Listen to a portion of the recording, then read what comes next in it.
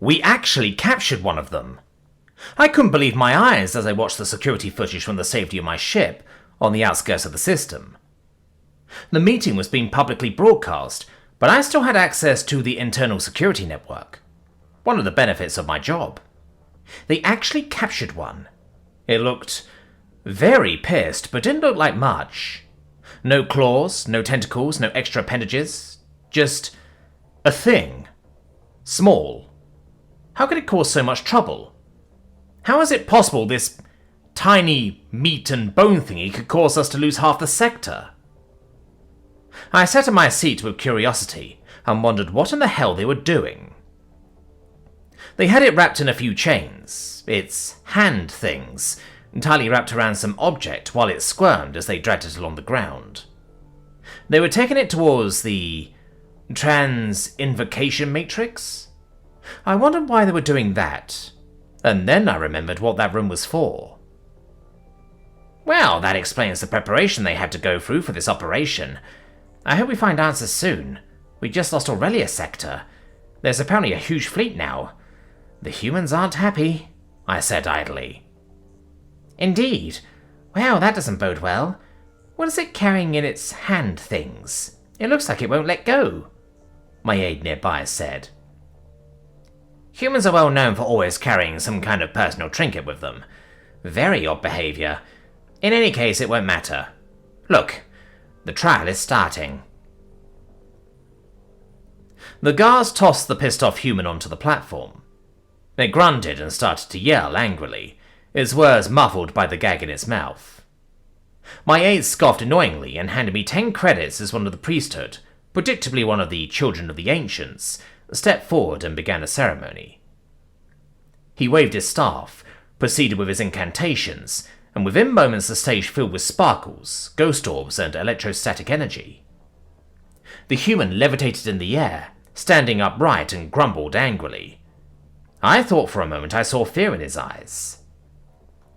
Then suddenly the priest was tossed back by an almighty shockwave, and he disintegrated into a pile of skeletal dust as he hit the wall. Then the human's bonds disintegrated, and a set of invisible chains spread his hands and displayed him before the coming wrath. And my goodness, what wrath it was!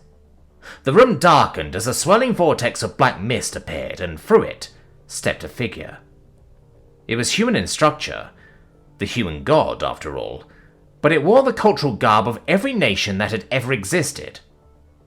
A long, black, ragged cloak, 2 bony appendages held aloft a long, evil-looking scythe, looking out at the world through empty, hollow eyes. Death? The human god is death? My aide said. It would appear so.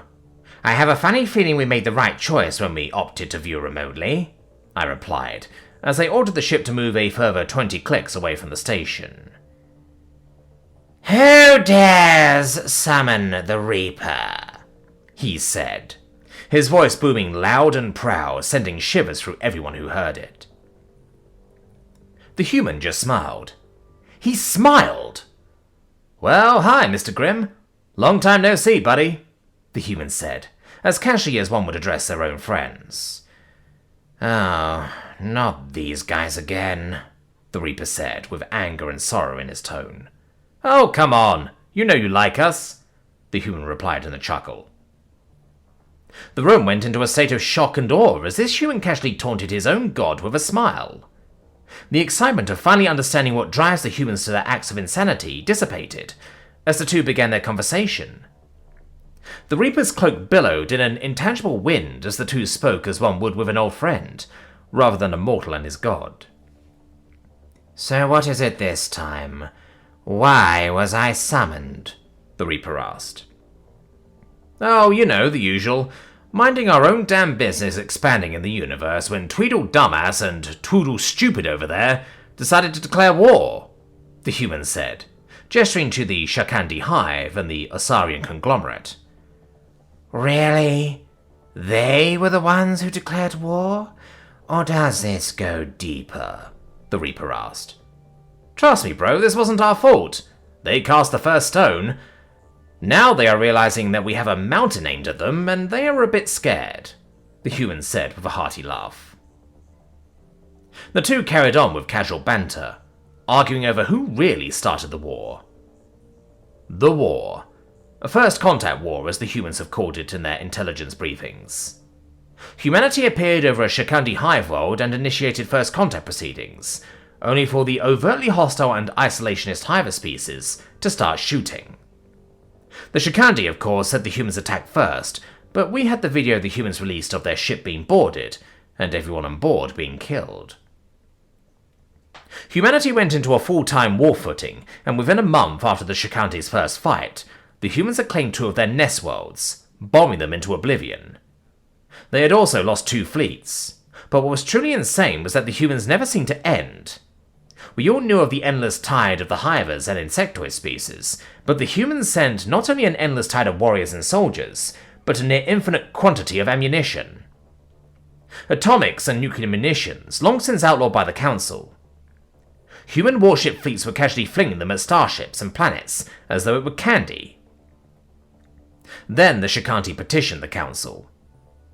The Asarian conglomerate answered the call to arms.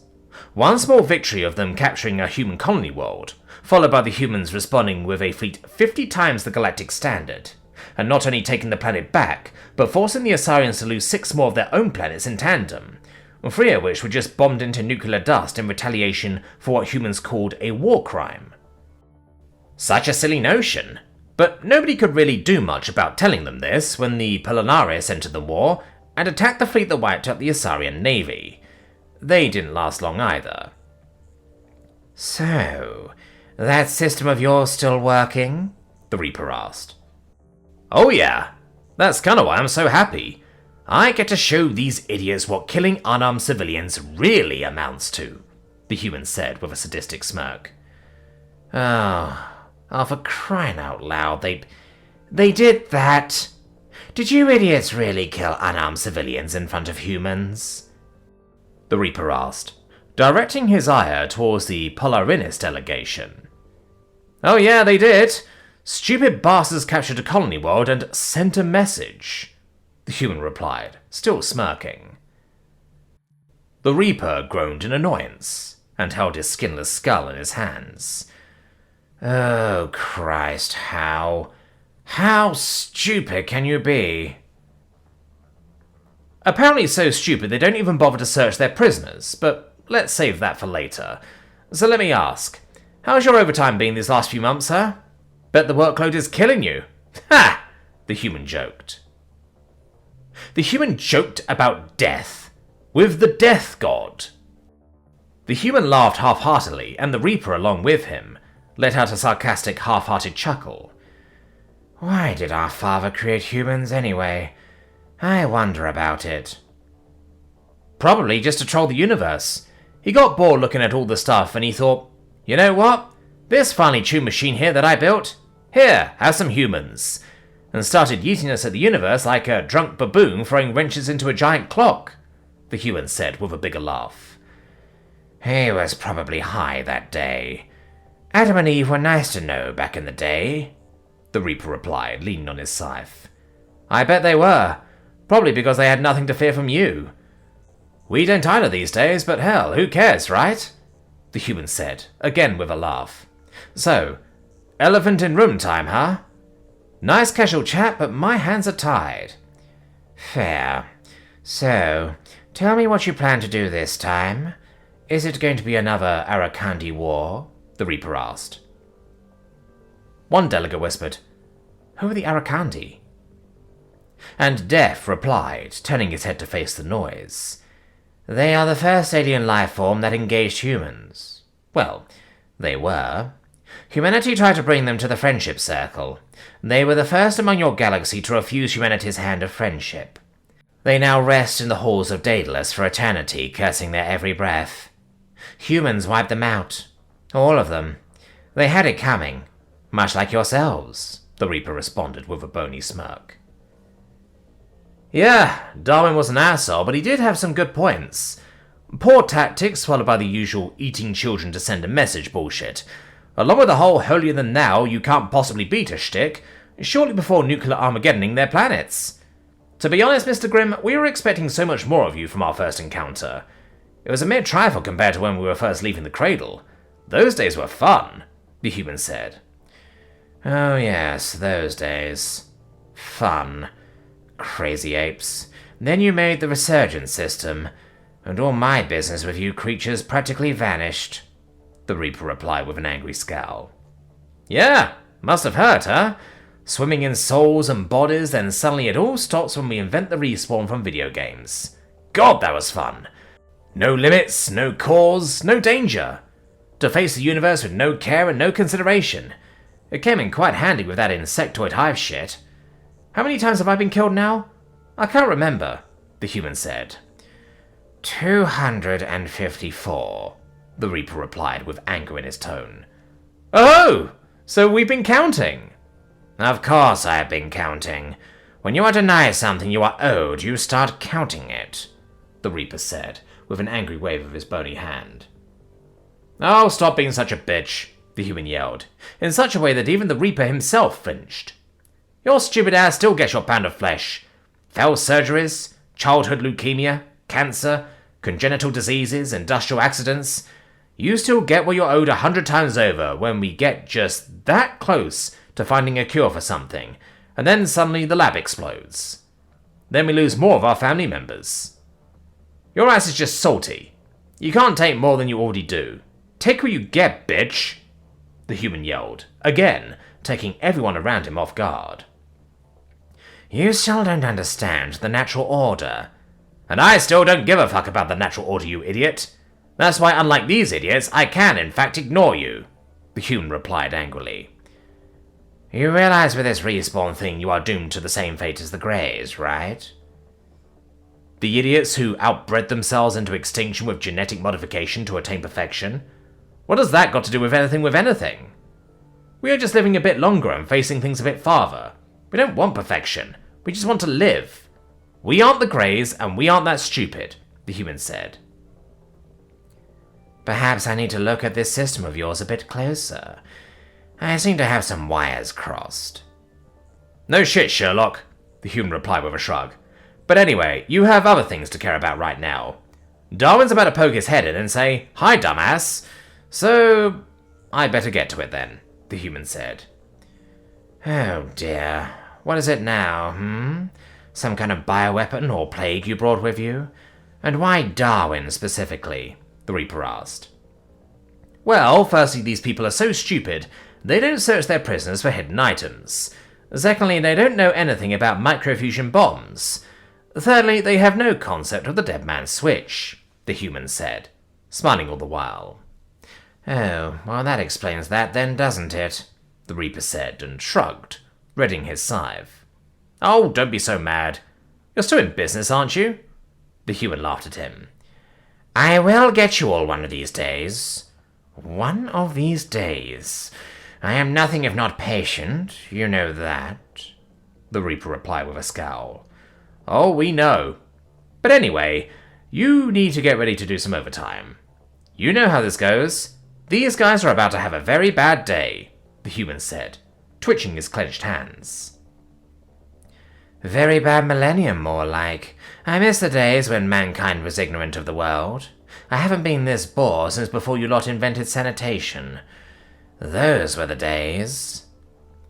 You had 3 world wars, 1 nuclear apocalypse, and the Martian resurgence movement to keep you occupied, so don't give me that.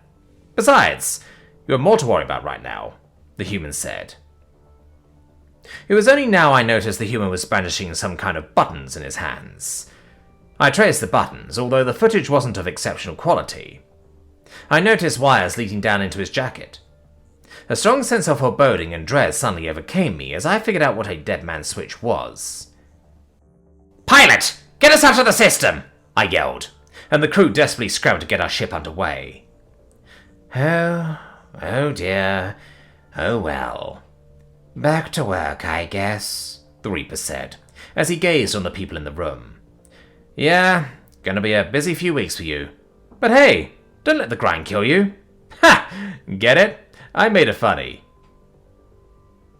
The Reaper leaned in and closed the gap between them, breathing right in the human's face. Soon, he said, stern and deep, glaring at the human attempting to stare him down. Over my dead body, the human coldly replied in return, with an all too satisfied smirk. Well, good to see you again one way or another, old buddy. See you never, the human said. The Reaper took a deep, sorrowful breath and readied his scythe, as his image slowly faded away. Well, back to work, I suppose. Pray to your gods. I shall see you all soon. The Reaper's image disappeared. The human dropped to the floor, and before anyone could secure him, his grip on the buttons was released. The bright light of 1,000 suns suddenly took over the system as a massive explosion erupted. The shockwave from the detonation's energy release vaporizing the entire station and shattering several ships near it. The shockwave blasted through the void and tore through ships of immense size. We barely escaped the shockwave, but were hit by debris. We very carefully limped back home as I hastily scribbled a note of unconditional surrender to the Terran Union. Death's children were upon us. The end times have finally come, and its emissary just wiped out the Galactic Council. My crew spent the entire journey home, praying to whatever gods they believed in for answers. We got only laughter in response.